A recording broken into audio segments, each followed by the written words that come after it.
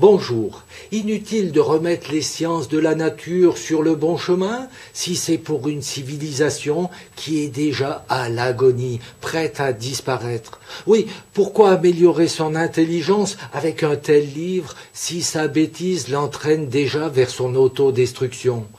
Alors aujourd'hui, je traite un deuxième point de mes réflexions, l'économie. Cette discipline, bien que radicalement différente de la science, repose elle aussi sur des croyances. Il y a des affirmations qui sont tellement rabâchées qu'elles sont devenues, dans l'inconscient d'une grande majorité, des vérités incontournables. Oui, nous sommes tous sujets à ce matraquage intellectuel et tels de braves moutons, nous perdons cet esprit critique. Nous ne cherchons plus à comprendre les véritables erreurs de la société, nous les assumons et malgré d'évidentes dérives, nous les vivons sans trop broncher sous prétexte qu'on ne peut rien changer parce que les choses sont ainsi. Je dis non, réveillez-vous, réveillons-nous, ne soyons plus passifs face à notre destin, prenons-le en main, et pour ce faire, comprenons enfin les manigances du système. Si nous voulons crier notre colère, il faut savoir ce qu'il faut dénoncer, et surtout, il faut proposer une alternative qui tienne la route. Et c'est ce que je vais développer maintenant.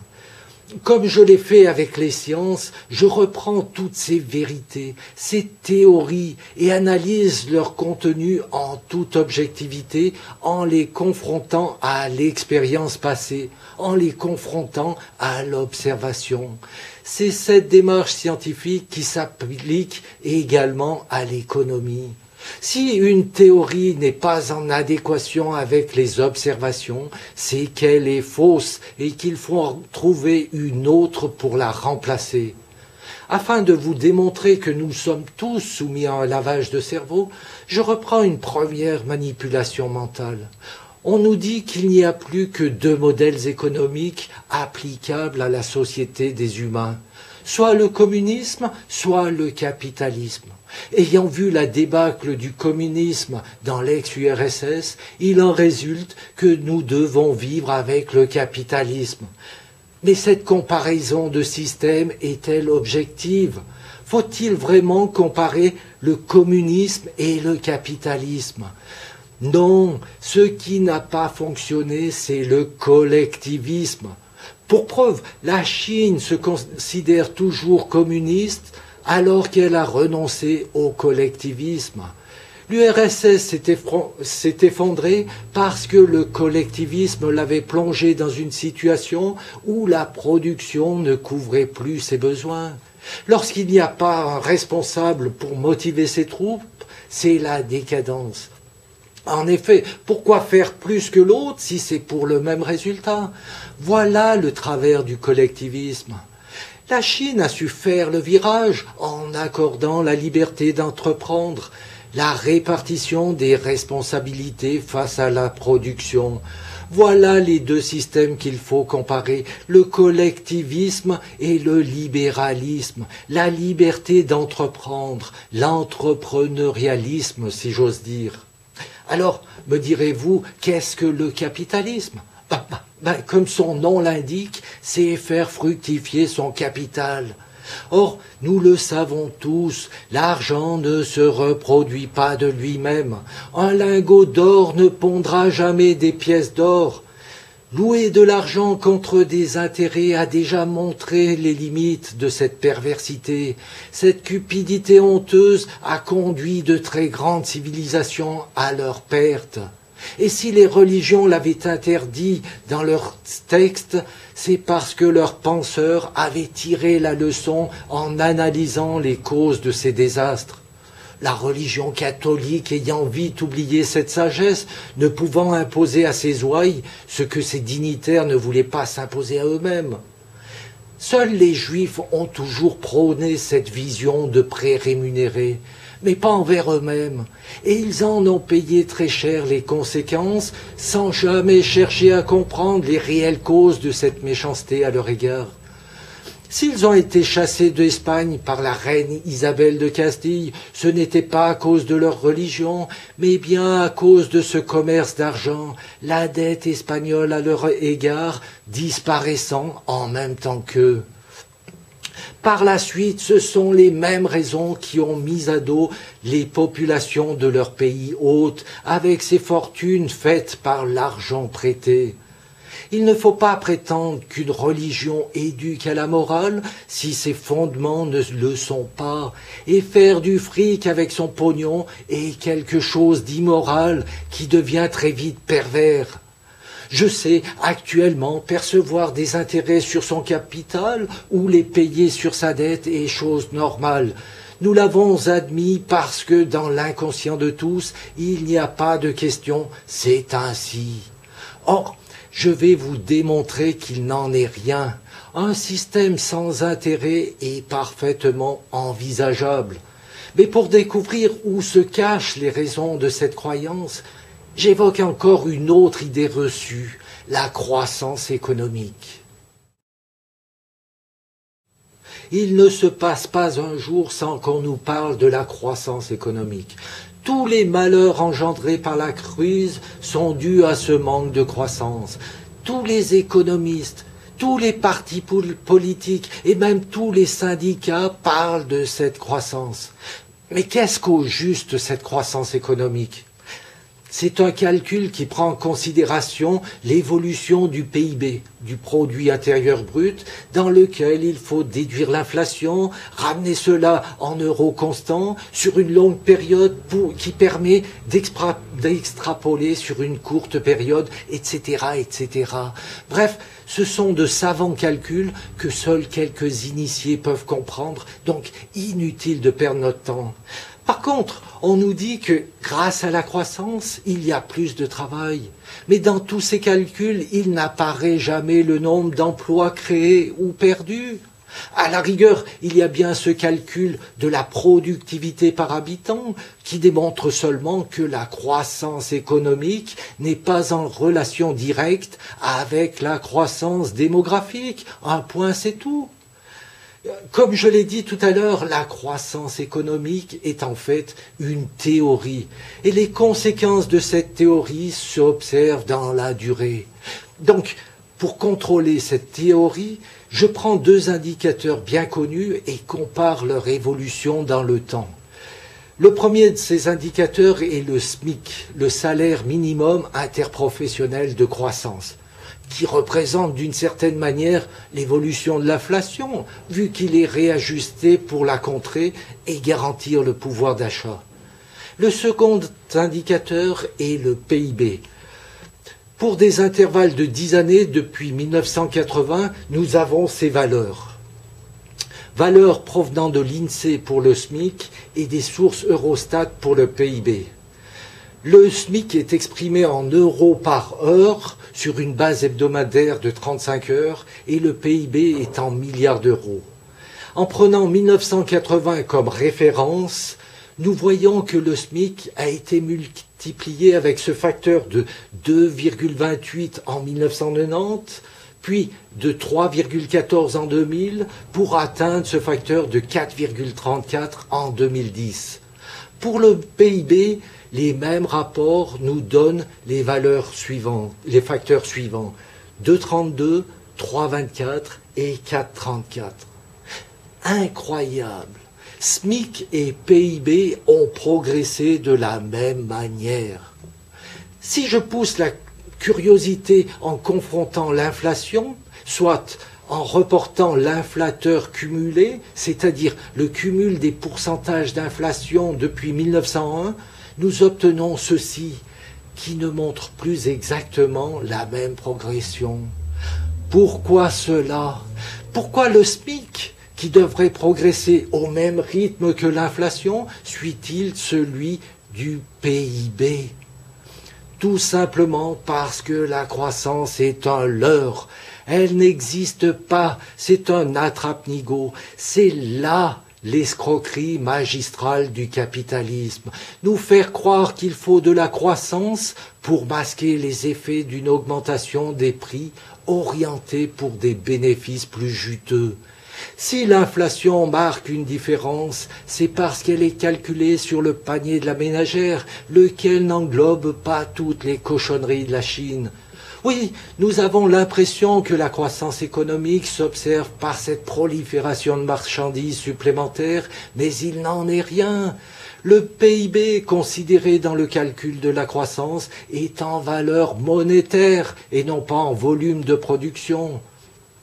On nous le démontre fréquemment en annonçant qu'il fallait travailler tant de minutes il y a 30 ans pour acheter un pain ou un litre d'essence et qu'aujourd'hui il faut travailler la même durée, voire légèrement moins, pour nous rassurer face à notre pouvoir d'achat.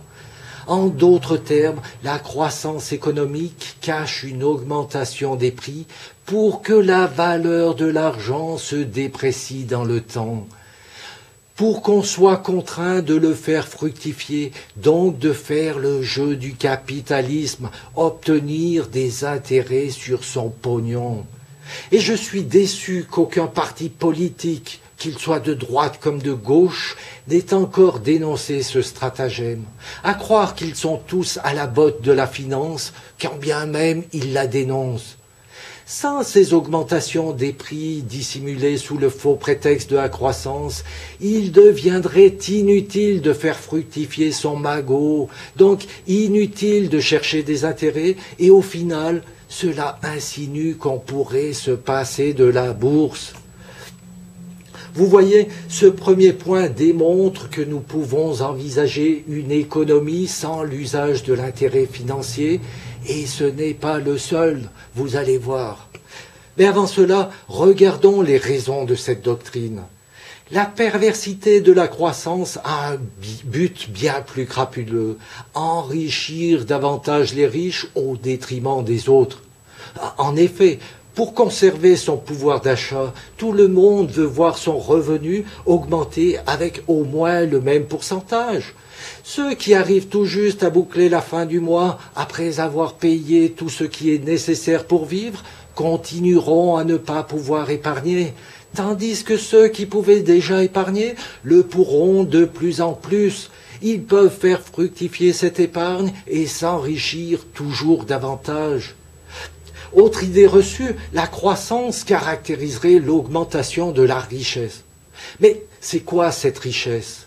Est-ce que la production de blé, par exemple, est une création de richesse? Non.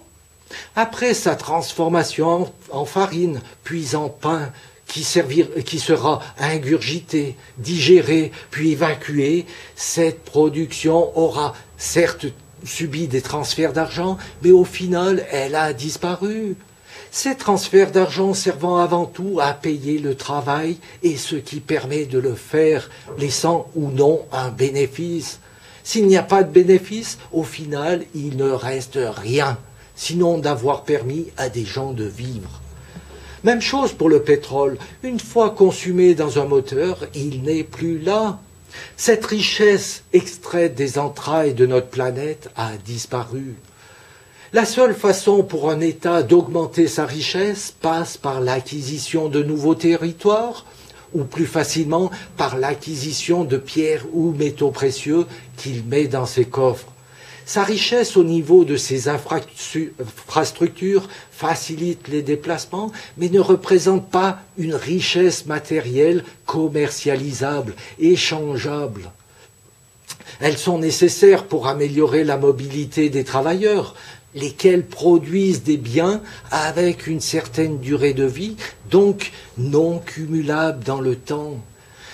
Ceci pour dire que la valeur du PIB n'est pas la preuve d'une augmentation de la richesse d'un pays, mais d'un brassage de l'argent de plus en plus important au niveau du travail, ou pire encore, au niveau des échanges virtuels. Et pour comprendre cette petite nuance, il faut savoir d'où sort l'argent. Nous le savons tous, les banques commerciales créent l'argent avec la dette. Oui, le principe est assez simple et je le résume ainsi. Les banques sont autorisées à prêter plus que ce qu'elles ont en réserve. Imaginons une petite banque qui accorde un seul prêt représentant le maximum de ce qu'elle est en droit de faire. Le rectangle jaune représente ses avoirs, ce qu'elle a dans ses coffres. Le rectangle rouge représente le prêt accordé à un individu pour l'acquisition d'une maison. Ce prêt est la dette de l'acquéreur. C'est un contrat écrit, donc ce qui se nomme une valeur scripturale. Pour faciliter ces échanges monétaires, la banque a besoin d'argent en espèces. Pour ce faire, elle a deux solutions, dont l'une serait de s'adresser à une autre banque commerciale pour obtenir des liquidités. Mais nous regardons celle qui permet de comprendre la création de l'argent. La banque s'adresse donc à la banque centrale, la seule habilité à imprimer la monnaie, pour lui mettre à disposition des billets de banque de la valeur de son prêt qu'elle met en gage. C'est par cette démarche que la dette de l'emprunteur prend l'apparence de la monnaie fiduciaire, de billets de banque. Auparavant, ce n'était que de la monnaie scripturale, des écritures comptables. Cet argent permet à la banque de rembourser le fabricant vendeur. Par la suite, l'emprunteur honore sa dette en la payant avec les fruits de son travail, son salaire, donc avec de l'argent. Il rembourse la totalité plus les intérêts. Lorsque le prêt est entièrement remboursé, la dette envers l'emprunteur a disparu. La banque a récupéré l'ensemble des billets, y compris ceux des intérêts, dont une partie a servi à couvrir ses frais de fonctionnement. La banque ne peut plus garantir l'émission des billets de banque par cette dette qui n'est plus là et devrait retourner là en totalité les billets à la banque centrale qui devrait de son côté les détruire. Mais probablement qu'une partie supplémentaire a été utilisée pour des frais annexes, comme la répartition du bénéfice ou autres placements boursiers. Voilà pourquoi il faut toujours accorder des prêts, faire de la dette, pour ne pas devoir rembourser de l'argent que la banque n'a plus forcément en sa possession. Et le jackpot est venu avec ces lois qui imposent aux États de se financer uniquement auprès des banques privées. C'est le plus gros hold-up de tous les temps, sans armes, sans haine et sans violence, comme l'avait écrit un autre des trousseurs, qui lui aussi a mal fini. Les États empruntent auprès des banques privées, mais vu que celles-ci n'ont pas suffisamment de liquidités, elles mettent en gage ces emprunts d'État pour que les banques centrales impriment de la monnaie. Cette monnaie disparaîtra dans des dépenses inconsidérées, comme dans la construction d'immenses tours, de la publicité, dans les frais de fonctionnement, vers des lobbyistes ou autres partis politiques, et surtout avec de très juteux bénéfices qui sont répartis sous forme de dividendes, de bonus et autres parachutes de toutes sortes. Le monde de la finance grouille de milliardaires qui ont fait leur fortune avec la dette des États. Oui, parce que l'économie respecte le principe des vases communicants. Pour qu'une fortune se crée, il faut que d'autres perdent. Mais dans le cas présent, ces fortunes sont issues de dettes qui, si elles devaient être épongées, devraient imposer le retour des billets, mais ils ne sont plus disponibles, ils sont dans les poches des milliardaires. Les dettes ne peuvent plus être résorbées, elles ne doivent même pas stagner. À la rigueur, limiter une progression de 3% du PIB, mais pas moins. Sinon, les banques seraient dans le caca parce qu'il faut détourner de plus en plus. Les grosses fortunes ne voulant pas se contenter de faibles augmentations et surtout pour alimenter le jeu de la bourse. On compare souvent les agissements des traders à ceux des joueurs dans un grand casino ou à la loterie. Oui, on dit qu'ils parient à la baisse ou à la hausse et c'est comme cela qu'ils gagnent ou perdent. Mais l'argent de la loterie se comprend. Tous les joueurs mettent une somme et le montant total se répartit entre l'État et les différents gagnants en fonction du nombre de numéros trouvés. Les règles sont connues et simples à comprendre et ceux qui jouent sont prêts à perdre leur mise de départ. Mais au niveau de la bourse, D'où vient l'argent qu'empochent les gagnants? Des perdants, oui, mais ces perdants savaient-ils qu'ils jouaient de la sorte? Non, et c'est là que cet immense casino fait fonctionner une économie parallèle fondée sur du vent, sur des échanges virtuels qui malheureusement se font avec l'argent de l'économie réelle. Justement, pourquoi parle-t-on d'économie réelle, si ce n'est pour admettre l'existence de cette escroquerie du jeu en bourse, cette économie virtuelle? Pourquoi parle-t-on d'actifs toxiques, si ce n'est pour qualifier des titres qui n'ont aucune valeur marchande? Ce sont des faux, et la bourse fait usage de ces faux en bande organisée, car les agences de notation couvrent de leur triple A ces actes mafieux de faux monnayeurs. Alors, devons-nous conserver de tels agissements? Avons-nous réellement besoin des bourses? À voir les agissements de la bourse sur les denrées alimentaires, la réponse devient évidente. Est-ce normal que des gens s'octroient la possibilité d'acheter la production mondiale de blé ou de riz, par exemple, pour en définir le prix? Le prix de revient est différent selon le lieu de production, alors pourquoi définir un prix mondial, incitant quelques États peu scrupuleux à vendre tout ou partie de leur stock, entraînant la famine et la révolte de leur population? Révolte qui retrouve son calme par les armes. Comme l'avait dit Henry Ford, le fondateur de la marque automobile qui porte son nom, il est appréciable que le peuple de cette nation ne comprenne rien au système bancaire et monétaire, car si tel était le cas, je pense que nous serions confrontés à une révolution avant demain matin. Et oui, les financiers savent que leurs actes reposent sur une monstrueuse escroquerie et que par ignorance nous les laissons faire. Encore un truc, on nous dit toujours que le prix est fonction de l'offre et de la demande. Ceci n'est valable que lors de la vente aux enchères et non pas dans la vie de tous les jours. Le boulanger ne va pas produire moins de pain pour accroître la demande et ainsi monter le prix.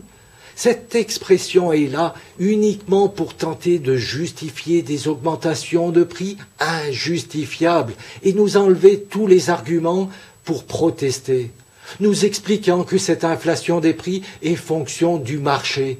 Mais le marché n'est pas une entité qui agit par elle-même, ce sont des spéculateurs qui se cachent derrière ce marché. Pour éviter cette dérive attribuée au marché, il faudrait interdire ce commerce virtuel, ces transactions qui se font autour de marchandises dont les intervenants n'en voient jamais la couleur. C'est facile au bout du téléphone ou derrière un écran d'acheter et de vendre en prenant au passage une petite commission, ce cumul de commissions augmentant le prix de vente payé par les consommateurs. Ces négociants ne font rien et pourtant ils gagnent beaucoup. Ce serait très simple d'arrêter ces transactions virtuelles qui ne sont pas du commerce. Obligeons-les à faire transiter leurs achats vers un dépôt où des contrôleurs attestent de la véracité de la transaction, un lieu où ils contrôlent que c'est du véritable commerce. Imaginez les îles Caïmans recouvertes d'entrepôts et cette myriade de porte-containers attendant leur tour pour décharger leurs marchandises et en recharger d'autres. Ces îles paradisiaques perdraient tout leur cachet. Ce serait encore plus horrible dans la rade de Genève, avec tous les supertankers, qui devraient déjà arriver à remonter le Rhône. Non, le contrôle d'un véritable commerce est impensable, donc ce commerce virtuel deviendrait impossible. Si on supprime ce commerce virtuel, on se supprime par la même occasion tous ces prix de transfert, juste bons à déplacer les bénéfices là où ils sont peu ou pas taxés, peu ou pas imposés, ces échanges via ces enfers sociétaux. Oui, ce ne sont pas des paradis fiscaux, mais des enfers pour notre société. En supprimant le commerce virtuel, la bourse perd une grande partie de ses joujoux. Il lui reste encore les actions des entreprises. Mais au fait, c'est quoi une action? On nous fait croire qu'en entrant en bourse, une entreprise trouve plus facilement des financements pour son développement. Mais un financement par l'émission d'actions n'est pas un prêt remboursable, comme on le trouve communément dans les petites entreprises ou comme nous l'avons vu avec les prêts bancaires, dont le titre scriptural disparaît avec le remboursement. Ces actions sont devenues des titres de propriété, qui plus est apparaissent au bilan sous forme du capital. La valeur de ces actions variant au gré des joueurs en bourse, le capital varie, faisant apparaître une perte ou un bénéfice. Si c'est une perte, ce n'est pas grave, c'est une perte au niveau des écritures comptables, donc c'est une perte virtuelle. Par contre, si c'est un bénéfice, on ne parle bizarrement plus d'un bénéfice virtuel, bien qu'il le soit également. Alors on se partage ce magot entre actionnaires sous forme de dividendes. On ne se répartit pas les pertes, mais seulement le bénéfice. Voilà comment les banques dilapident la monnaie fiduciaire et pourquoi elles ne peuvent plus la rendre. Il paraîtrait que cette participation au capital avec des actions serait une forme de démocratie en permettant aux actionnaires de se prononcer sur l'acceptation ou non d'un objet soumis au vote. Mais sachant que la majorité est toujours détenue par le propriétaire principal, où est la démocratie ? Ce n'est qu'une dictature qui se donne bonne conscience avec cette méthode fallacieuse. Une action n'est même pas un titre de propriété, et pour vous en convaincre, j'émets l'hypothèse suivante. Je suis riche et j'achète toutes les actions d'une entreprise. Je les ai toutes en main. Je suis donc le propriétaire, selon la doctrine en vigueur.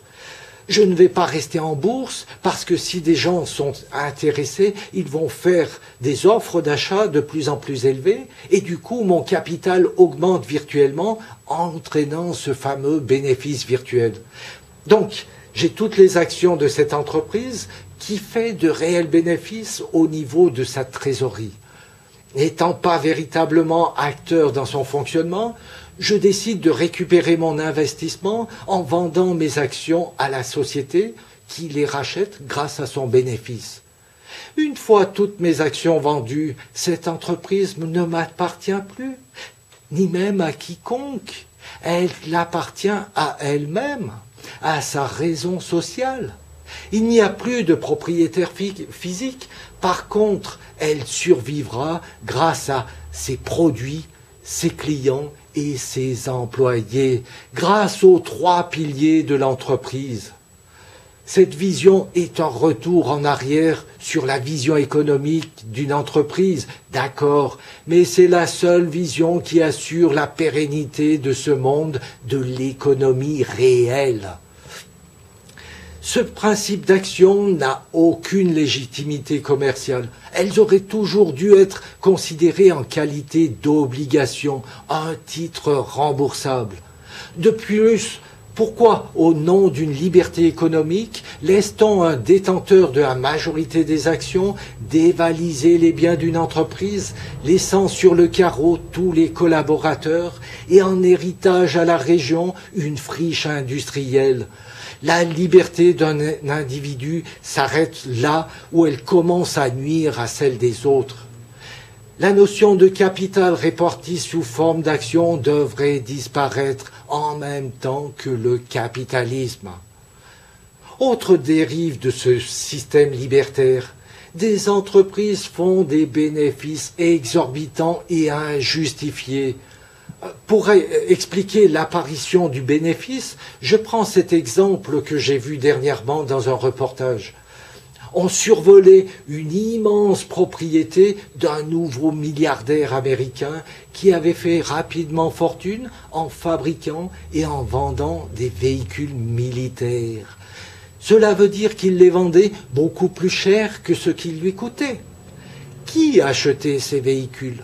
L'État américain. Qui finance l'État américain? Les contribuables avec leurs impôts. Donc, la fortune de cet industriel sort de la poche des contribuables. Si l'État avait le courage de limiter les bénéfices des entreprises à un seuil fonction du nombre de collaborateurs, par exemple, il éviterait cette dérive lamentable qui touche toujours ses contribuables. Un autre exemple avec les entreprises pharmaceutiques. Elles font d'immenses bénéfices qu'elles se partagent entre actionnaires.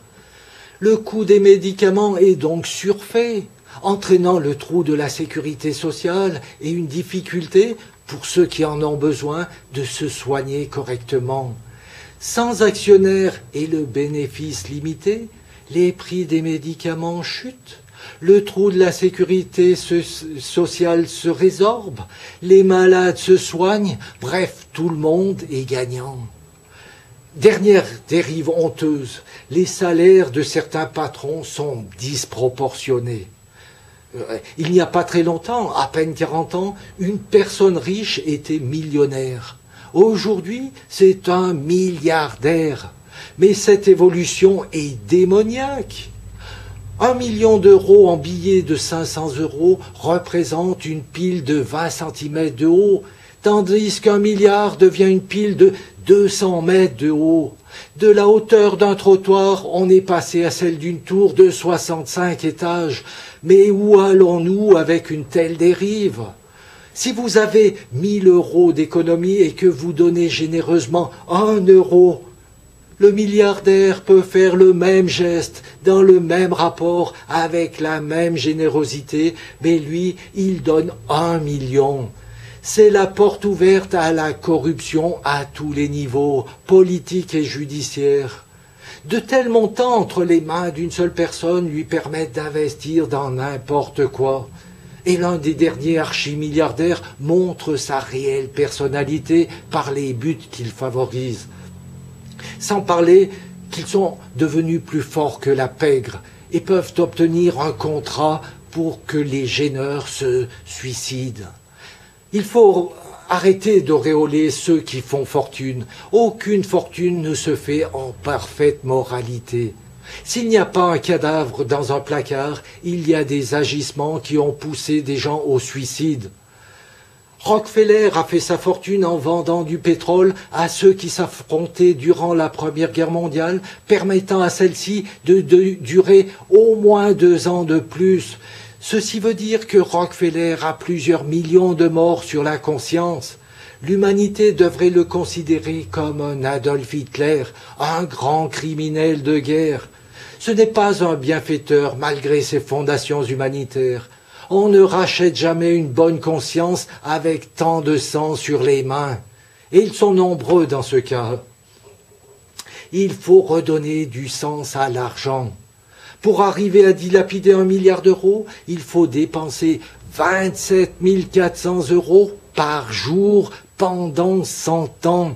Personne n'arrivera à faire cela. Alors à quoi riment des accumulations de la sorte ? De plus, les grands patrons sont devenus des financiers qui prennent des mesures en direction des actionnaires et en contradiction avec l'avenir réel de leur entreprise. Ce ne sont pas de véritables entrepreneurs, et encore moins des visionnaires, car ils se foutent royalement de la situation dans laquelle ils entraînent les régions et le pays. Situation qui impacteront tôt ou tard leur entreprise, mais ils sont aveuglés par cette fortune immédiate. Ils sont aveugles parce qu'ils savent pertinemment que leurs héritiers se boufferont le nez et ne deviendront que d'ignobles fainéants patentés, imbus de leur personne alors qu'ils ne seront rien, juste des fils à papa, arrivistes. Lorsqu'on a atteint le sommet d'une montagne, inutile de vouloir surpasser ses compagnons d'escalade en grimpant sur une échelle. La chute serait redoutable. Il y a déjà cette satisfaction du devoir accompli. Au niveau de l'échelle sociale, c'est la même chose. Au sommet, il est grand temps d'apprécier le chemin parcouru et de se faire apprécier des autres par sa grandeur et non pas la bassesse de ses actes. Encore une idée reçue, le crédit ruinerait les peuples. C'est archi faux, ce sont les intérêts qui les ruinent. Le crédit est la seule solution à une personne lambda non issue d'une classe aisée ou à une petite entreprise d'acquérir un bien qui l'aidera à exprimer son art. Certes, le crédit à la consommation peut entraîner un ménage dans une pente vertigineuse, mais encore une fois, ceci est dû aux intérêts. Toujours plus élevés, plus le montant est faible. C'est encore là la démonstration de la connerie des banquiers. Pour eux, le risque financier justifie des intérêts élevés. Mais c'est la stupidité à l'état pur. Celui qui a de faibles revenus pour rembourser sa dette se voit imputer d'intérêts très élevés, augmentant cette difficulté dans ses remboursements, le transformant en un risque plus fort auquel il faut une fois de plus augmenter le taux des intérêts jusqu'à ce qu'il ne puisse plus payer. C'est une bêtise incommensurable qui démontre que les banquiers ne sont que des bandits, des banksters. Quand je parle des banquiers, je parle des responsables, non pas des employés de banque, qui ne sont que des exécutants des décisions qui viennent d'en haut. Les banquiers se donnent bonne conscience en montrant qu'ils avaient bien cerné le risque, vu que ces gens ne payent plus. Mais ce sont vous, ignobles banquiers, qui les avez mis dans cette situation. Une grande partie des subprimes ne sont dues qu'à cette escalade des taux hypothécaires. Vous avez jeté à la rue comme des malpropres, des familles qui avaient pourtant payé pendant des années ce qu'elles vous devaient. Elles n'étaient pas toutes insolvables comme vous le prétendez. Nombreuses sont celles qui le sont devenues par vos agissements. Vous avez ruiné des quartiers et des villes parce que vous aviez besoin d'un bouc émissaire pour justifier la banqueroute que vous n'osiez pas encore annoncer. Tous vos détournements d'argent pour votre profit personnel et ceux de vos amis sont répréhensibles. C'est du vol, vous êtes des voleurs. Et maintenant, vous avez trouvé un nouvel Eldorado. Vous vous êtes engouffré dans ces microcrédits. Les montants ne sont pas élevés, mais les intérêts, oui, 20% et plus. Vous vous adressez à une classe déshéritée qui a pour honneur de payer ses dettes, mais ils n'ont pas vu vos agissements usuriers, orduriers, et ils accumulent ces dettes pour en honorer d'autres. Vous créez une nouvelle bulle démentielle parce que cette population est immense. Vous savez qu'un jour elle explosera, pouvant mettre en péril votre établissement. Mais les gains immédiats sont là, votre richesse personnelle s'accroît et vous vous foutez royalement des conséquences. L'État viendra à votre secours et s'il ne le fait pas, peu importe, votre magot vous assurera de beaux jours. Mais attention, la roue tourne et les comportements criminels ne resteront pas toujours dans l'impunité. La justice montrant de temps en temps qu'elle n'accepte pas systématiquement d'être corrompue. Pourquoi faire de l'austérité alors qu'il faut faire exactement le contraire? Quels sont vos buts finaux? Voulez-vous imposer la décroissance intellectuelle des peuples pour les dominer encore davantage? Je n'en suis même pas convaincu. Vos idées ne sont pas assez réfléchies. Et c'est là l'erreur que font certains à votre encontre. Oui, les amis de cette galère, il ne faut pas croire en une caste d'individus illuminés par un savoir occulte avec l'intention maléfique d'établir un nouvel ordre mondial. Vous les surestimez. Tout comme vous le faites à l'égard de ces scientifiques, tellement bien formatés qu'ils sont incapables de faire fonctionner leur matière grise et peuvent raconter n'importe quel mensonge. Tout le monde les croit du fait de cette notoriété totalement usurpée. Oui, vous surestimez ces financiers parce qu'ils ne sont que des êtres humains cupides qui ne regardent que leur nombril ou ce qui se trouve dessous, et qui sont suffisamment crétins pour ne pas voir les conséquences de leurs agissements et les limites de ces dérives.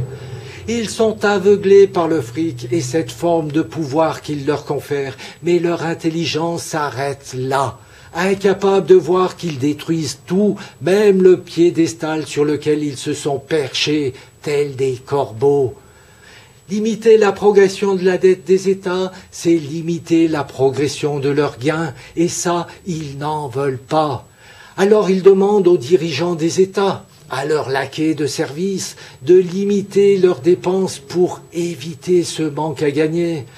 Pour comprendre cette machination, faisons ce petit exercice virtuel. Actuellement, la dette de l'État est couverte par les banques privées, lesquelles ont obtenu les liquidités via la Banque centrale. Imaginons que l'État demande à la Banque centrale de prendre en charge l'ensemble de sa dette. L'État contracte temporairement une seconde dette. La Banque centrale imprime les billets de banque nécessaires et les donne à l'État en échange de cette reconnaissance de dette. L'État rembourse tous ses créanciers, toutes les banques, lesquelles doivent rétrocéder à la Banque centrale tous les billets déjà émis pour couvrir cette dette qui n'est plus là. Les billets qu'elles viennent de recevoir retournent illico à la Banque centrale qui annule la contrepartie. Les banques privées n'ont plus de prêts envers l'État, ni même l'argent qui a servi à les rembourser. Si ce nouvel équilibre, ce petit tour de passe-passe logique, semble ne rien changer, il signe toutefois la mort des banques et de la bourse.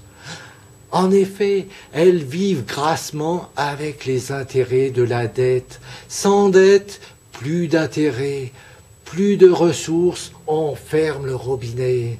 De ce fait, plus aucun moyen pour payer les bonus, les paris de toutes sortes, les bénéfices et tous les autres détournements. Et oui, les intérêts déjà versés ne sont plus là parce qu'ils sont dans les poches des milliardaires. C'est le principe des vases communicants qui se vérifie encore une fois. Ils n'ont pas inventé la pierre philosophale. Et leurs modèles mathématiques incompréhensibles sont comme ceux des physiciens. Ils ne montrent que ce qu'ils veulent voir. De plus, les titres boursiers devraient avoir au moins la valeur de son dernier acquéreur. Mais avec l'effet de levier, cet argent n'est même pas là. On ferme le robinet et tout s'effondre. C'est l'ultime krach financier qui atomise soit l'humanité, soit le capitalisme. Oui, vous le comprenez enfin, la finance repose sur la plus grande escroquerie de tous les temps, sur une immense pyramide de Ponzi alimentée par les dettes des États, et le petit Madoff est un rigolo en comparaison. S'il est en prison, il y en a d'autres qui doivent le rejoindre. Dans la dette que l'État a envers la Banque centrale, quelle est la part réelle de ses dépenses? Elle est infime parce que les intérêts composés sont calculés sur un montant qui cumule les précédents intérêts non payés. Les dettes des États doivent être balayées parce qu'elles sont illégitimes. Elles correspondent à un détournement d'argent pour l'enrichissement personnel des financiers. Et ça, c'est du vol, donc un acte déjà répréhensible par la loi. Messieurs les financiers, préparez votre petite valise, Madoff vous attend. Il sera malheureusement impossible de récupérer entièrement les fortunes détournées parce que la majorité de ces montants se sont transformés en biens matériels. Dans certains cas, ce sera même inutile de les séquestrer car ils vont d'eux-mêmes se dévaluer. Oui, ces croûtes qui sont qualifiées d'œuvres d'art n'ont de valeur qu'en fonction du marché. Ils ont abusé du marché, prétendant qu'un prix est fonction de l'offre et de la demande, et voilà que leurs idées aberrantes se retournent contre eux. Il n'y aura plus personne pour mettre autant dans ces tableaux qui ne riment à rien. Leur richesse virtuelle retournera vers des considérations plus tangibles, elle s'effondrera. Ils ont bien encore des milliards en argent liquide, et là, il faudra que la justice se prononce pour que ces détournements retournent directement dans les caisses des États spoliés. Et ils viennent de nous montrer, avec Kerviel, qu'on peut exiger les remboursements de la totalité de leur fraude. Merci pour cet acte qui servira de jurisprudence et qui démontre votre manque de clairvoyance. Pour finir avec cette évocation des travers de notre société, je parle du travail. Nos ancêtres et nos aînés se sont battus pour que nos vies soient meilleures que la leur. Ils ont ainsi obtenu des avantages sociaux. Le temps de travail a été diminué pour pouvoir profiter de la vie, de la famille. Des périodes de vacances ont été gagnées, ainsi que la retraite. Les tâches ardues ont été mécanisées puis robotisées. Aujourd'hui, les places de travail semblent disparaître. Même les petits jobs ont disparu. Les pompistes, les caissiers des péages autoroutiers, bientôt toutes les caissières des supermarchés, sans parler de la poste et tous ces organismes qui ne nous proposent que des automates ou des écrans tactiles. La production s'est déplacée vers ces pays où la main-d'œuvre est comparable à celle qu'offraient nos aînés. Mais cette nouvelle main-d'œuvre suit la même évolution que la nôtre avec ce temps de retard. Le travail disparaîtra de ces contrées, non plus exclusivement pour une quête de profit ailleurs, mais avant tout par le progrès technologique que nous développons. L'agriculture en est le témoin le plus parlant. Avant, il fallait mobiliser tout un village pour s'occuper d'une petite parcelle de terrain et réitérer cette collaboration pour les autres parcelles. Aujourd'hui, avec les GPS et les satellites, d'immenses surfaces agricoles sont cultivées pratiquement sans la moindre intervention humaine. Les robots prennent la place des travailleurs et demain, les robots fabriqueront, entretiendront et répareront d'autres robots. Il ne sera plus nécessaire de délocaliser ces lignes de production, car le coût de la main-d'œuvre des robots deviendra négligeable en regard des coûts de transport. Les robots envahiront nos usines et produiront pour notre consommation. Mais qui pourra acheter cette production ? Il y aura toujours quelques postes de travail, mais plus pour tout le monde. Alors, comment ceux qui n'ont pas de revenus pourront-ils acheter pour vivre ? Un État ne peut pas laisser mourir ses concitoyens. Il doit subvenir à leurs besoins vitaux. Il doit les assister. Mais avec quoi ? Actuellement, l'État trouve ses ressources en grande ligne sur le commerce avec la TVA et sur le travail avec les impôts. Malheureusement, si le chômage poursuit son escalade, l'État ne peut pas continuer à augmenter ses revenus sur le dos de ceux qui travaillent. Et s'il diminue ses prestations auprès des autres, avec l'austérité, c'est la consommation qui en prend un coup. Donc, par effet boomerang, les revenus de l'État, bref, c'est le fiasco dans tous les cas. Ceci veut dire que le système actuel ne peut plus fonctionner avec l'évolution que nous connaissons. Il y a bien cette solution radicale, déjà utilisée par le passé, et qui trotte probablement dans la tête de certains, faire une grosse guerre bien dévastatrice.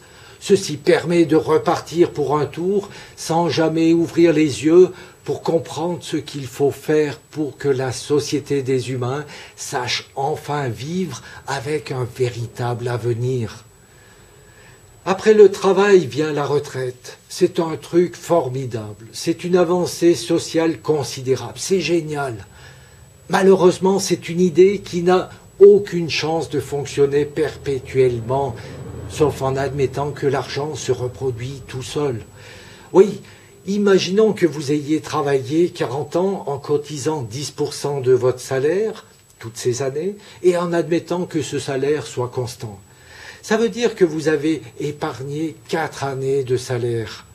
Si vous recevez 80% de ce salaire, votre retraite est garantie 5 ans. Ce n'est donc pas votre épargne qui paye votre retraite, mais ceux qui cotisent actuellement. Or, ceci n'est viable que tant que le nombre de cotisants est largement supérieur au nombre de retraités. Et nous savons que ce n'est plus le cas. Alors il faut faire fructifier le capital coûte que coûte. De ce fait, Un couple de retraités va se lamenter devant son poste de télé avec ces images insupportables d'enfants qui meurent de faim, sans se rendre compte que cette pauvreté est de leur faute, de leur fonds de pension qui spéculent sur la vie des gens. Voilà pourquoi le système actuel des retraites est une immense supercherie. Mais rassurez-vous, il y a une solution bien plus correcte. Comme je l'ai laissé entrevoir sur les solutions que je vais proposer, en fermant les bourses et tous les départements financiers des banques qui agissent dans ce domaine, cela va faire beaucoup de monde au chômage. Mais quelle est la définition du chômeur? C'est une personne qui n'a pas de travail rémunéré, qui ne produit rien et par conséquent perçoit une indemnité pour vivre ou survivre. Elle est indirectement payée par les autres. Que font ces boursicoteurs? Rien. Ils font du commerce virtuel autour de l'argent et amassent des salaires conséquents agrémentés de substantiels bonus, lesquels sortent obligatoirement de la poche de ceux qui doivent payer la dette de l'État, donc toujours les mêmes. Alors, mieux vaut stopper cet enrichissement crapuleux et leur verser une indemnité de subsistance. L'État en sortira gagnant car il dépensera moins. Le travail productif de l'économie réelle diminue. Un nombre considérable de postes de travail n'apporte rien à cette économie, à ce poumon de la société. Cela veut dire que le travail ne doit plus être considéré comme l'élément moteur de la société. Il faut donc trouver une nouvelle base plus saine, et c'est ce que je vous propose de voir maintenant. Avant cela, je résume brièvement ce que je viens d'évoquer. Nous venons de voir les grands travers de notre société au niveau économique. Le capitalisme n'est pas une doctrine qui fonctionne. Elle part toujours dans une dérive qui accroît la différence des classes sociales jusqu'à l'effondrement de cette société. La répartition des responsabilités dans le fonctionnement de l'économie réelle est la seule qui permet de regrouper des personnalités très différentes autour de projets communs. C'est la motivation, la carotte et non pas le bâton. La croissance économique est un leurre pour justifier la dépréciation de l'argent dans le temps et donc d'imposer de le faire fructifier, faire du capitalisme. De tout temps, l'augmentation des richesses des civilisations passait par des conquêtes territoriales. Il y a toujours eu cette spirale infernale, et tant que de nouvelles régions étaient conquises et pillées, cette spirale gonflait, mais finissait inexorablement par imploser. Aujourd'hui, nous sommes dans un monde globalisé, limité par les dimensions de notre terre. Il n'y a plus rien à conquérir et notre système est toujours le même. C'est pour cette raison qu'il a atteint une fois de plus sa limite extrême et qu'il ne demande plus qu'à imploser, anéantissant l'humanité, anéantissant l'homo cretinus, l'homo debilus. Oui, l'intelligence que nous avons n'est toujours pas à la hauteur de ce que nous pensons avoir. Nous nous surestimons et ne voyons pas notre propre autodestruction, du moins ne le voient pas ceux qui imposent cette économie virtuelle. Pour éviter cette débâcle, il faut passer à un stade supplémentaire de notre évolution. Il faut devenir des Homo intelligensis, des êtres humains qui sachent vivre en parfaite intelligence avec notre environnement. Il faut revoir complètement notre système. Et après beaucoup de réflexions, je vous présente succinctement un ensemble de solutions dont certaines ont été proposées depuis fort longtemps par ceux qui avaient déjà fait cette évolution intellectuelle. Que faut-il donc faire? Il faut avant tout que les dirigeants exercent les responsabilités qui incombent à leurs fonctions. Oui, comme l'avait dit si justement Napoléon Bonaparte, lorsqu'un gouvernement est dépendant des banquiers pour l'argent, ce sont ces derniers et non les dirigeants du gouvernement qui contrôlent la situation, puisque la main qui donne est au-dessus de la main qui reçoit. Il continue par ceci: l'argent n'a pas de patrie, les financiers n'ont pas de patriotisme et n'ont pas de décence, leur unique objectif est le gain. Comme quoi, de tout temps, l'argent est le principal problème de l'humain. Alors oui, il faut impérativement que nos dirigeants reprennent le mandat qu'on leur a confié. Nous n'avons pas voté pour des lavettes, et encore moins pour ceux qui se présentent comme les maîtres du monde et qui détruisent tout. Alors qu'ils nous prouvent enfin que nous pouvons leur faire confiance en agissant pour le bien de leurs électeurs. Pour ce faire, il faut prendre des mesures drastiques. Il faut supprimer, interdire ou limiter tout ce qui peut engendrer une dérive. Il ne faut pas rêver en une autorégulation. S'il est possible d'enfreindre ou de contourner quelques limites, il est évident que les mieux conseillés s'engouffreront toujours dans cette brèche. La première grande mesure est l'interdiction des intérêts financiers sur les prêts d'argent, dans la loi et par la suite dans la Constitution. Il ne faut pas limiter le taux à quelques pourcentages, il faut l'interdire. C'est une gangrène qui ne peut être combattue uniquement par son éradication totale. Avant de parler de la souveraineté de l'État face à l'émission de la monnaie, face à la création de l'argent, je complète toutes ces mesures parce qu'elles forment un ensemble. Interdire de faire fructifier l'argent signifie qu'il faut retirer tous ces objets virtuels, ces titres scripturaux, ainsi que les actions des sociétés, qui nécessiteront de revoir le système comptable des entreprises. Le commerce virtuel devient illicite parce qu'il correspond à placer son argent momentanément sur une marchandise pour en retirer des intérêts. En conséquence de quoi, il faut fermer les bourses, toutes les bourses. Voici les bases saines d'une société d'humains. Maintenant, attaquons-nous à tout ce qui doit être encadré pour éviter de nouvelles dérives. Premièrement, plafonner les plus hauts salaires dans un ratio de 20 par rapport à un salaire minimum, par exemple. Cette mesure ne veut pas niveler tout le monde vers le bas. Elle sert à retrouver cette forme de pyramide avec moins de disparité entre les différentes classes sociales. Parce qu'actuellement, ce n'est plus une pyramide, mais un objet difforme comme ça. Très peu d'élus sont d'une richesse démentielle et la classe moyenne se retrouve à un niveau parfois inférieur à ceux qui sont assistés. Dans une répartition en forme de pyramide, il y a cette évolution qui récompense ceux qui ont fait les efforts pour atteindre ce niveau.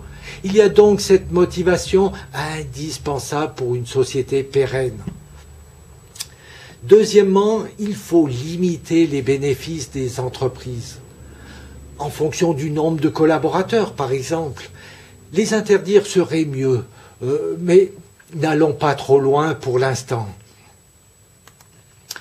Toutes ces mesures encadrent le rôle de l'argent. Il n'est plus le maître, il devient l'outil qu'il aurait toujours dû être, un facilitateur des échanges, rien d'autre. Certains critiquent vertement l'euro, lui préférant un retour aux monnaies d'État. Mais cette monnaie unique a déjà l'avantage d'éviter ces spéculations entre monnaies différentes, chose qui se constate actuellement avec les attaques du franc suisse. La BNS, la Banque nationale suisse, étant contrainte de perdre des dizaines de milliards pour assouvir la cupidité des spéculateurs. Principe de vase communicant oblige, pour que certains gagnent, d'autres perdent, et dans le cas présent, ces pertes impactent la population suisse. Et ceci n'est qu'une toute petite conséquence face à tous ces prêts immobiliers indexés sur le franc suisse, et qui voient leur taux d'intérêt monter en flèche, ruinant ces pauvres emprunteurs, leur disant que personne n'est responsable alors que c'était parfaitement prémédité. Donc, pour éviter de tels agissements, il faudrait généraliser le principe de la monnaie unique, une seule pour tous les pays du monde. On pourrait l'appeler le Gaïa, par exemple. De ce fait, plus aucune difficulté dans les échanges internationaux, y compris pour la balance commerciale, tout est réglé au départ, sans même imposer à un État un niveau de vie immuable par rapport aux autres. Je l'expliquerai plus tard. Cette monnaie ne devrait plus avoir de support matériel. Toutes les transactions commerciales se feraient au moyen de cartes à puce ou autres moyens informatiques. Ce mode de paiement éradiquerait définitivement tous ces transferts occultes, ces actes illicites, cette corruption, ce blanchiment, ces échanges au noir, et j'en passe, la liste est longue. Ces paiements informatiques se faisant de compte à compte, il faut que celui de l'acheteur soit alimenté. Or, nous avons vu que le travail tend à disparaître. Il faut voir les choses en face et se rendre à l'évidence. Le temps du plein emploi est révolu. Le travail existera toujours, mais il ne pourra plus être la vache à lait de l'État. Nous devons donc repenser tout le mode de fonctionnement de notre société. Le travail utile doit être soutenu et non pas combattu comme actuellement. Alors, il faut supprimer tout ce qui l'entrave. Impôts sur le revenu, charges sociales et taxes diverses à la charge du travailleur et également celles à la charge de l'employeur. L'État doit de ce fait trouver de nouvelles ressources.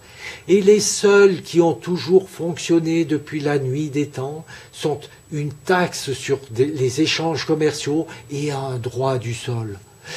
Mais avant cela, le premier problème à résoudre est de permettre aux gens de vivre. Si le travail n'est plus là, il faut leur permettre d'accéder à certaines ressources.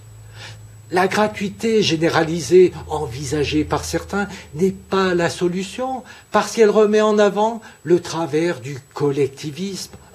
Pourquoi participer à la production s'il n'y a pas de récompense, pas de motivation ? Il faut donc que l'État aide tout le monde, sans la moindre distinction. Comme cela, il n'y a pas les assistés et les autres, tout le monde dans le même panier. Cette idée révolutionnaire se nomme le revenu de base inconditionnel. Avec le revenu de base inconditionnel, l'État verse à tous les résidents permanents sur son territoire une allocation mensuelle de, par exemple, 500 € pour tous les résidents en France. De la naissance à la mort, tout le monde reçoit cette somme. Ce montant est un peu faible pour vivre, mais pour un couple avec 2 enfants, cela représente 2 000 €, soit un revenu déjà acceptable. La première question que soulève cette idée, comment l'État peut-il verser cela? D'où vient un tel financement? Les revenus de la France en 2011 se répartissent ainsi. TVA, impôt sur le revenu, impôt sur les sociétés, TIPP, autres, soit un total d'environ 255 milliards d'euros. Si l'État verse ces 500 € chaque mois, soit 6 000 € par an à 65 millions d'habitants, cela fait un montant annuel de 390 milliards d'euros, soit un montant largement supérieur à ses revenus actuels. Or, en passant la TVA de 20 à 50%, les revenus des taxes sur le commerce avec la TIPP s'élèvent à environ 345 milliards. Ce n'est toujours pas suffisant, mais attendez la suite. Je sais, vous pensez que d'augmenter la TVA à 50% va tout surenchérir de façon inconsidérée, mais il n'en est rien. En ayant supprimé le commerce virtuel et limité le bénéfice des entreprises, les prix de vente sont plus proches des prix de revient auxquels il faut rajouter ces 50% de TVA. Donc, fort probablement des prix inférieurs aux prix actuels. Ces différentes mesures sous-entendent également qu'il y aura une stabilité des prix dans le temps, donc plus d'inflation. En effet, une augmentation de prix accroît le bénéfice d'une entreprise, lequel est limité. De ce fait, l'industriel préfère ajuster les prix que de verser son excédent de bénéfice à l'État. Ce taux de TVA de 50% serait-il le même pour tous les produits?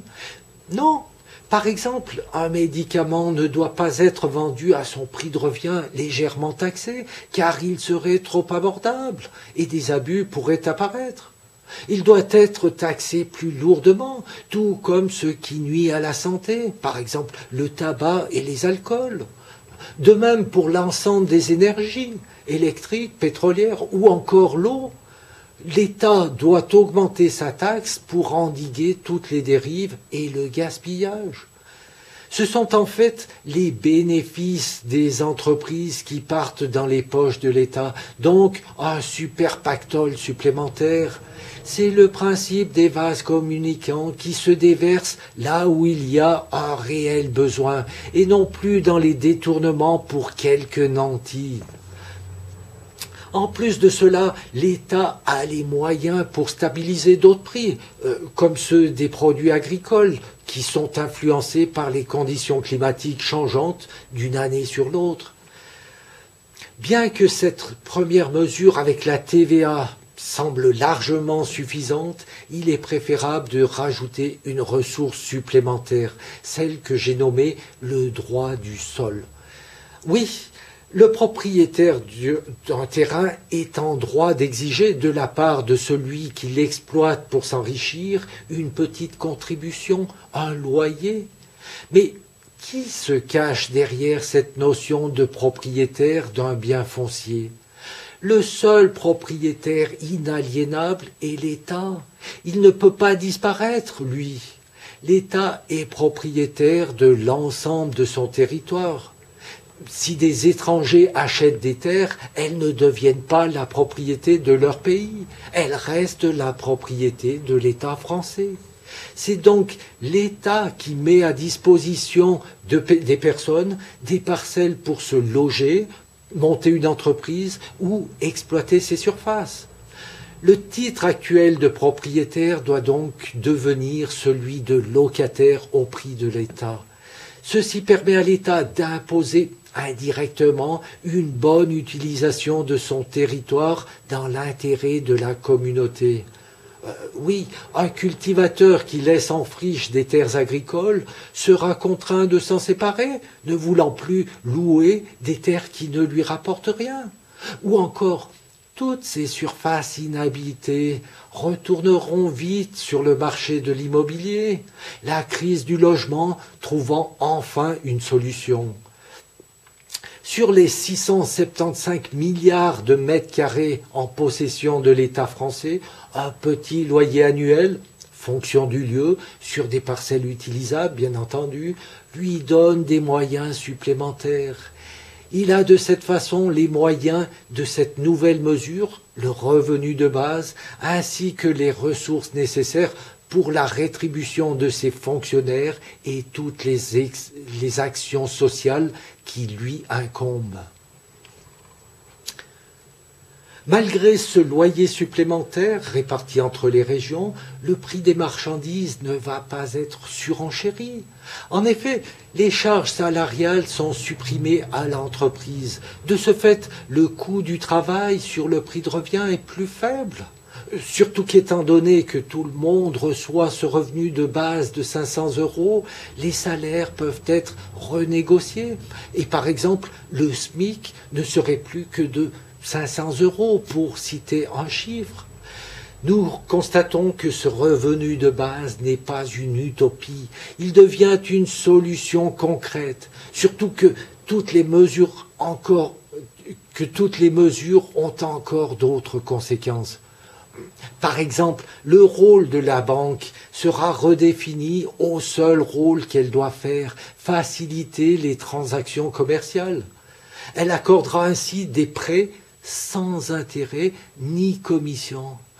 Oui, Lorsqu'une banque accorde un prêt à la consommation ou autre, cet argent entre directement dans l'économie, dans le commerce. L'État percevant la TVA sur cette transaction, il va soutenir cette demande en accordant une rétribution à la banque. C'est-à-dire que l'État lui rétrocède une somme servant à couvrir ses frais et par conséquence, le bénéficiaire ne voit rien de cette opération. Il obtient ainsi un prêt dont les traites correspondent à ce montant divisé par le nombre de mensualités. Et quel que soit le nombre d'années, le montant final reste inchangé. Dans le budget d'une personne ou d'un ménage, le prix du logement représente une très grosse dépense. Or, en ayant interdit les intérêts sur le prêt d'argent, il faut considérer la location d'un logement comme le revenu d'un investissement financier. Nous devons considérer un bien immobilier au même titre que toute autre richesse matérielle. On n'attend pas que son lingot d'or produise des pièces d'or, ni même que de son tableau de maître dégringole des billets de banque. C'est en le vendant qu'on récupère sa valeur marchande en monnaie. Pour un immeuble, il faut le considérer de la même manière, comme un investissement qui donnera ses fruits lors de sa vente. Par contre, par rapport au lingot d'or, il faut préserver sa valeur marchande en effectuant des travaux. Et c'est le montant de ces travaux, majoré du loyer envers l'État, que doit supporter le ou les locataires. De ce fait, le prix des locations va dégringoler vertigineusement parce qu'actuellement, ils sont considérés comme la poule aux œufs d'or, le loyer servant à rembourser l'emprunt et offrant un revenu parfois indécent. Investir dans la pierre ne sera plus une rente, mais un placement, pour autant qu'il abrite un locataire. L'État percevant un loyer, il favorise par l'intermédiaire de la banque l'achat d'un bien immobilier à tous ceux qui le désirent. Il n'y a plus forcément besoin d'un apport initial, c'est uniquement un remboursement de traites fixes en fonction de la durée. De ce fait, tout le monde peut faire l'acquisition de son logement avec l'avantage qu'un propriétaire est responsable de la valeur de son bien et le maintient plus facilement en l'état. Au niveau social, l'État peut rembourser ce qu'il a perçu avec la TVA sans porter le moindre préjudice sur ses comptes. Il a en plus les moyens d'une politique sociale équitable et digne d'un pays évolué. Une personne qui est dans l'incapacité de travail pour des raisons médicales ne perçoit pas son salaire, mais elle n'est plus dans la détresse actuelle. De ce fait, prendre un congé sans solde évite les abus. Il n'y a plus de chômage dans le sens où ni l'employeur ni l'État ne payent les heures non travaillées. Oui, il n'y a même plus de vacances sous le terme de congé payé. Il y a seulement un arrangement entre les deux parties pour convenir du temps de travail. Si le revenu de base fait chuter la production, donc les revenus de l'État, alors l'État limite sa prestation et l'équilibre se retrouvera automatiquement. Une baisse de la production ne sera pas le retour à une vie comme celle des hommes des cavernes. Non, nous aurons toujours le progrès. Par contre, nous utiliserons enfin notre intelligence pour préserver notre mère nature. Avec des prix stables dans le temps, il devient simple et évident d'équilibrer les dépenses avec les revenus. Ces dépenses de l'État ne sont plus des emprunts envers des personnes cupides, mais de simples écritures qu'on arrive toujours à faire balancer. Et en jouant avec les quelques paramètres à disposition, l'État est en mesure de rehausser ou d'abaisser le niveau de vie par rapport à d'autres États. En percevant un revenu de base, les gens deviendront-ils tous des fainéants? Posez-vous la question à vous-même. Resterez-vous oisif à vous abrutir devant un écran, sachant que vous n'aurez pas suffisamment pour des dépenses incongrues? Je suis persuadé que vous chercherez rapidement une occupation, rémunérée ou non. Certaines entreprises auront probablement des difficultés à trouver ou à conserver le personnel pour tous les postes de travail disponibles. Ce sera le moment de se poser la question sur la pertinence de toute cette production. Faudra-t-il encore inonder le marché de babioles avec une obsolescence programmée? Faudra-t-il encore jeter tant de marchandises comestibles? Nous sommes tous choqués par ce gaspillage, alors pourquoi continuer dans cette voie? Nous n'avons aucune volonté à cause de cette course effrénée liée à notre mode de vie et surtout parce que nous sommes obligés de travailler. Nous manquons de civisme et de solidarité par égoïsme. Et ce n'est pas aux religions de nous inculquer les réelles valeurs de la vie, mais indirectement à l'État. La véritable richesse d'un État passe par sa population, pour autant qu'elle ne parte pas dans une dérive démographique. Si elle est en bonne santé, bien éduquée et heureuse de vivre, elle dévoilera des richesses intellectuelles insoupçonnées. La créativité est un don aucunement réservé à une certaine frange de la société. Elle apparaît partout et par ignorance nous passons à côté de découvertes inimaginables. Nous ne pouvons même pas les regretter, ne sachant pas ce que nous avons loupé. Avec un revenu de base, une famille peut envisager un développement personnel et intellectuel en dehors des sentiers battus. Nos campagnes et nos villages peuvent se repeupler. Les étudiants ne doivent plus sortir d'une certaine caste ou aller mendier des bourses pour pouvoir exprimer leur talent en suivant l'enseignement approprié. L'expression artistique peut se dévoiler sans les contraintes du quotidien. Les gens retrouveront la notion du temps, du partage, de la générosité, de la solidarité, bref, tout ce qui fait grand défaut à notre monde actuel. Peuvent s'offusquer d'une trop forte ingérence de l'État dans cette vision de l'économie ceux qui aiment ou désirent profiter du laxisme actuel pour leurs intérêts personnels et égoïstes, ceux qui veulent continuer dans ces dérives, ceux qui n'ont pas encore compris que les limites sont déjà dépassées et qu'au-delà c'est la révolution, et une révolution généralisée, globalisée, c'est la fin de notre civilisation. Comment faire cette transition? Ces mesures peuvent être prises par un seul État, mais plus beaucoup d'États ont encore leur propre souveraineté. Ils sont tous astreints à des règles imposées par ce capitalisme outrancier. Ils devraient donc se démarquer, refuser et rejeter ces engagements qui ruinent sa population. Malheureusement, dans ce monde globalisé, une telle attitude serait sévèrement condamnée par les autres pays et l'information, encore une fois, bien déformée par les médias. Par contre, les dirigeants des grands États sont des êtres humains avec un cœur, il me semble. Ils peuvent juger ce qui serait bien pour leur image et leur peuple et se débarrasser de leurs mauvais conseillers afin d'envisager la mise en place de ces mesures tous en même temps. Ces mesures laïques, généralisées, viendront à bout de cette arrogance et de ce pillage systématique de pays, de contrées encore défavorisées, et par la même occasion les idées des fondamentalistes qui les critiquent.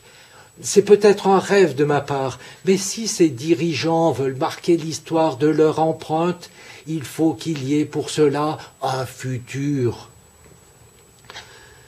Cette vidéo aura sûrement choqué et énervé des personnes, mais celles qui ont le plus à perdre représentent uniquement 1% de la population mondiale, donc pas les 99% restants.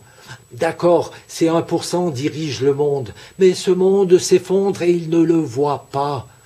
Je sais également que dans ces 99%, il y a peut-être encore Un tiers qui rêve de profiter de ce système, gagner du fric en faisant fructifier son pognon, ou acheter à vil prix les biens de ceux qui se font tordre le cou par ce capitalisme honteux. Malgré cela, il reste toujours 66% de la population qui refuse l'agonie annoncée de notre civilisation. 66%, c'est la majorité absolue. Alors, mettons en avant ces idées, discutons-en, améliorons-les. Avec de tels arguments, toutes les revendications seront entendues, parce qu'une révolution ne doit pas se contenter de détruire, elle doit le faire sur la base d'idées saines et viables pour renverser l'ignominie de cette escrocratie. Je vous remercie de votre attention.